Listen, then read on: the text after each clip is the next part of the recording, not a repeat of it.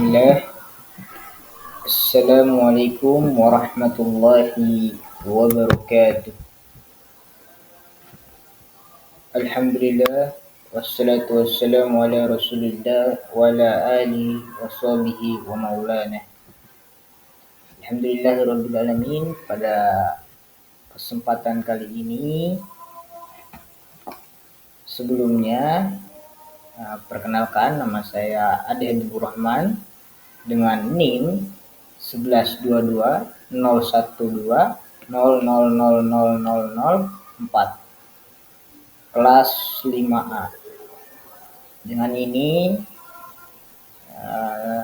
dengan tujuan untuk memenuhi tugas akhir ujian akhir semester mata kuliah Balaghah Quraniyah dengan dosen pengampu Ustadz Muhson Nawawi MA. Pada kesempatan kali ini di sini saya akan menjelaskan aspek-aspek balaghah dalam surat Al-Ashr. Nah, di sini akan kita bahas beberapa aspek balaghah dalam surat Al-Ashr. Sebelumnya, marilah kita sama-sama membaca surat Al-Ashr. Bismillahirrahmanirrahim. Wal 'ashr innal insana lafi khusr illa allazina amanu wa 'amilus solihati wa tawassaw bil haqqi wa tawassaw bis sabr. Jadi di sini saya akan membahas beberapa aspek balaghahnya dalam surat Al-Ashr. Ayat pertama, wal ashr. Wal ashr, demi masa. Biasanya kita terjemahkan wal ashr, demi masa. Masa kapan? Masa tak terbatas. Kalau tidak terbatas, itu artinya tidak ada awal, tidak ada akhir. Dan masa ini adalah masa yang akan menjadi saksi bagi semua perbuatan manusia. Allah bersumpah dengan menyebut Al-Ashr. Berarti Al-Ashr ini sangat penting untuk kita perhatikan dengan penuh keseriusan. Tidak ada yang digunakan oleh Allah untuk dijadikan sebagai alat sumpah, kecuali memiliki kedudukan yang sangat-sangat luar biasa. Wal asr, wad duha, wal fajr, wal laili, wan nahari, wat tin. Semuanya itu memiliki kedudukan yang sangat istimewa. Dari segi kata yang digunakan untuk sumpah itu adalah kata yang sangat memiliki peran dalam kehidupan kita. Dan hanya Allah yang menggunakan makhluk untuk dipakai sumpah. Manusia itu nggak boleh bersumpah kecuali dengan nama Allah. Boleh kita berkata bersumpah dengan Al-Quran, itu haram. Nah, di sini tuh kita nggak boleh menganggap enteng. Wallahi, demi Allah, dalam omongan biasa-biasa itu yang nggak pantas. Menganggap enteng pada kata-kata sumpah. Nah, dan ini ternyata orang Arab itu dulu biasa seperti itu, mengucapkan enak aja gitu, wallahi. Nah, mereka itu menggunakan untuk menguatkan pakai wallahi itu, tapi tentu wallahi buat orang Arab itu tidak sama dengan wallahi kita. Nah, di sini mereka itu menggunakan wallahi itu terkadang untuk menguatkan susunan kalimat yang akan disampaikannya, tidak sampai kepada sumpah dalam arti yang sebenarnya. Makanya ada kalimat la yu'ahidukumullahu bilagwi fi aymanikum walaku yahidukum bima kasabat qulubukum. Allah tidak akan menghukum ungkapan-ungkapan sumpah yang dalam keadaan santai, rileks. Bilagwi yu'ahidukum bima kasabat qulubukum, tapi sumpah yang disertai dengan kolbu. Itu. Tapi sumpah yang disertai dengan kolbu. Kembali lagi al-ashr, demi masa. Kenapa dipilih wal ashr? Tidak al-maghrib, tidak al-isya, tidak al-zuhur, tidak al-fajr. Tapi kalau al-fajr ya sudah ada dan surat al-fajr. Nah, al-ashr, al-ashr ini memang tidak, memang waktu yang tidak apa yang tidak mudah diukur. Kalau maghrib diukur dengan terbenamnya matahari. Lalu al-fajr dengan terbitnya fajr. Az-zuhur dengan berlalunya matahari. Jadi, wal ashr ini ternyata masa-masa buat sekian banyak orang kurang perhatian, dan kita diperintahkan oleh Allah untuk perhatikan pada waktu ini. Menjelang terbenamnya matahari sudah lewat, tengah hari ada masa yang penuh bermakna. Dan di dalam surat Al-Ashr ini ada 4 penegasan. Ada sumpah, wal asr, kemudian ada inna taukid, kemudian ada lam ibtida, kemudian ada jumlah ismiyah. Ini ada 4 penegasan yang tentunya susunan kalimat sampai menggunakan 4 penegasan, kecuali betul-betul isinya sangat-sangat agung, sangat luar biasa, sangat penting untuk kita perhatikan dengan mencurahkan segala upaya. Nah, lalu wal asr tadi, wal asr innal insana lafi lam, kemudian susunan kalimat jumlah ismiyah, kata ilmu, ada sebuah seorang ilmu ma'ani yang menyebutkan tadullul jumlatu ismiyatu ala subuti wad dawat.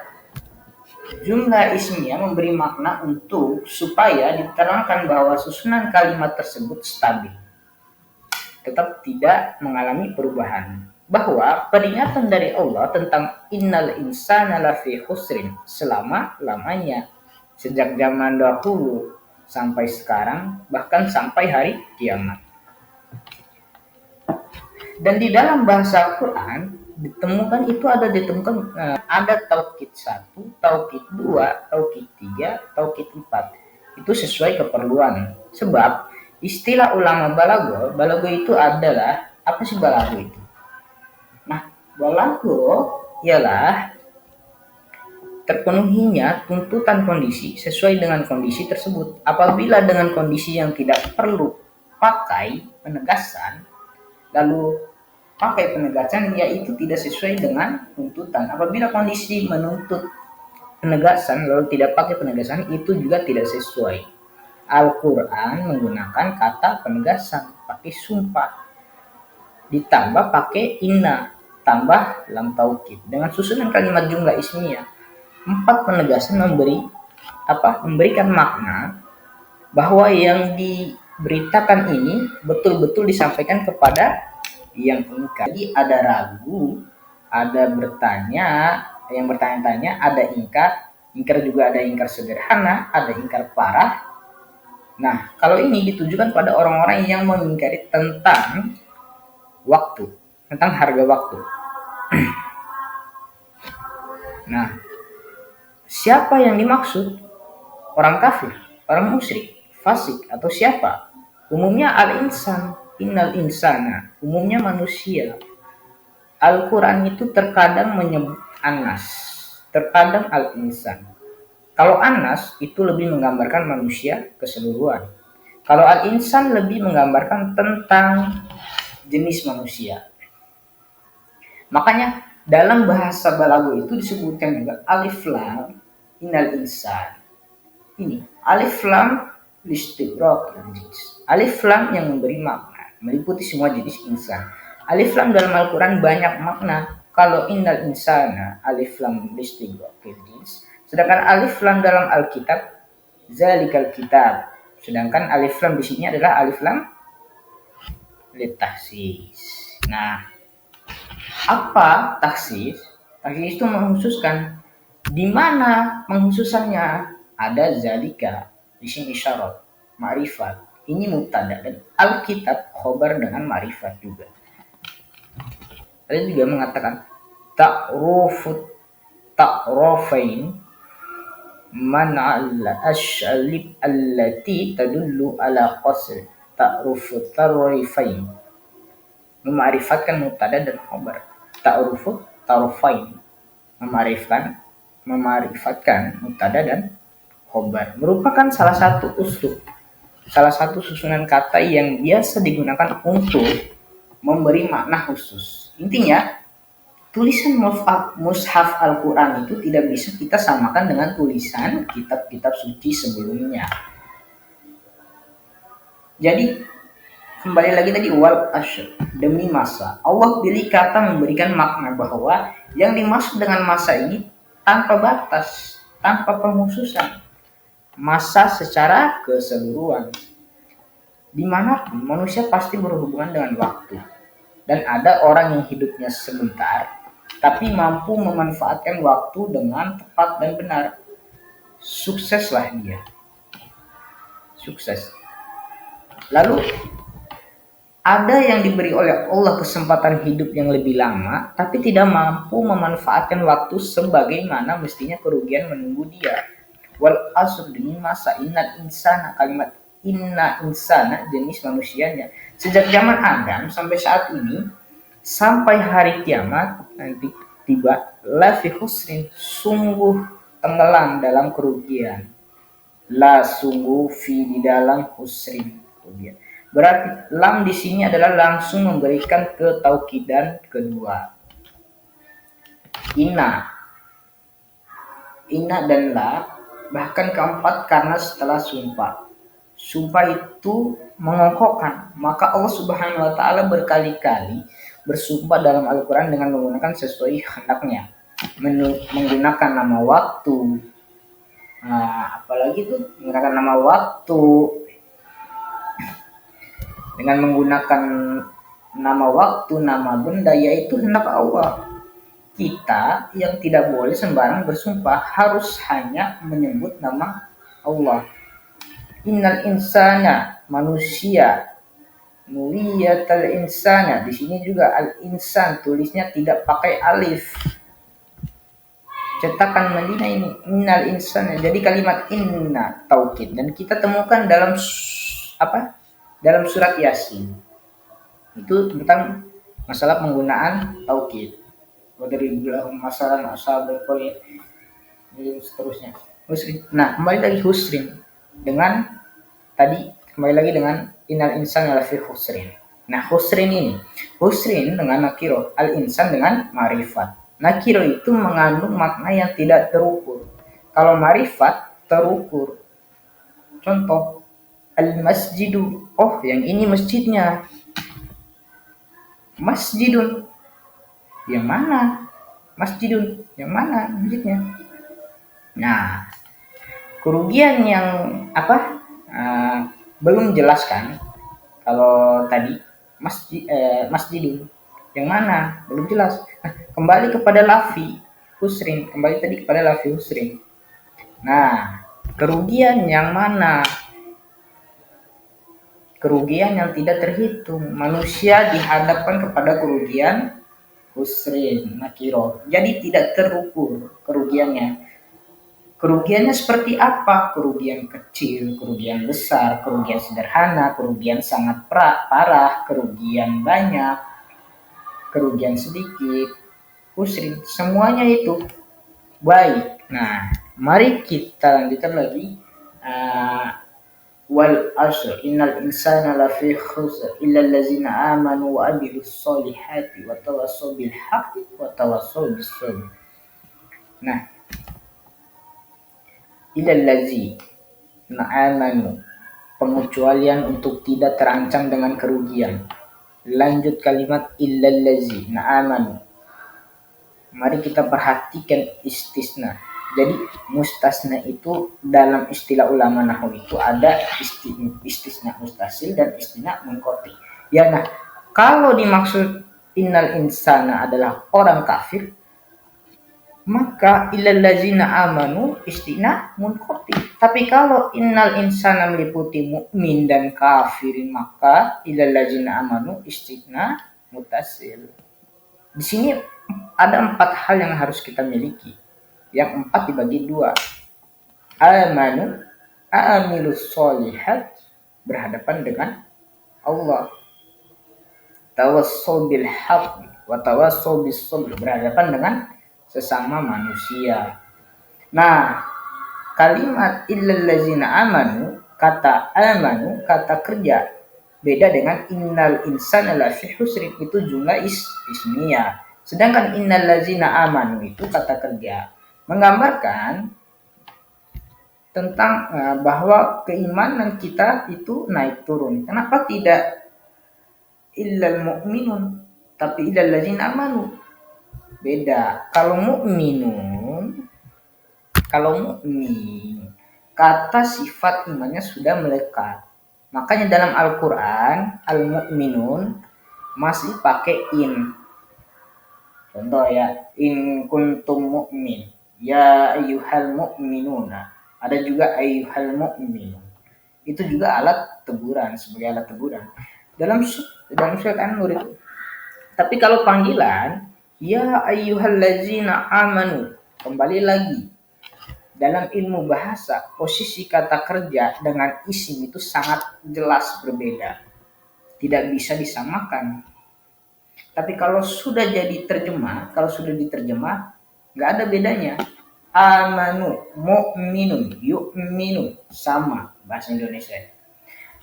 La yu'minun, mereka tidak beriman. Allazina amanu, beriman. In kuntum mu'minin, jika kamu beriman. Beriman semuanya. Amanu, beriman. Mu'minun, beriman. Beriman semuanya. Padahal jelas-jelas berbeda antara kata kerja dengan kata benda atau kata sifat. Di sini penting buat kita untuk menjiwainya. Kemudian illal ladzina amanu, kata kerja lampau. Tidak illal ladzina yu'minuna, tapi illal ladzina amanu. Ada apa di balik posisi kata kerja lampau ini? Maksudnya ini itu peringatan, wahai orang-orang yang sudah meraih nikmat iman. Maksudnya sudah adakan iman daripada kamu. Iman kan bukan hasil usaha kamu. Kalau yu'minun mungkin merasakan hasil usaha saya. Tapi kalau amanu, Allah yang memberikan nikmat kepada kita tanpa adanya usaha. Maksudnya sudah ada dalam diri kita al-iman sejak kita lahir.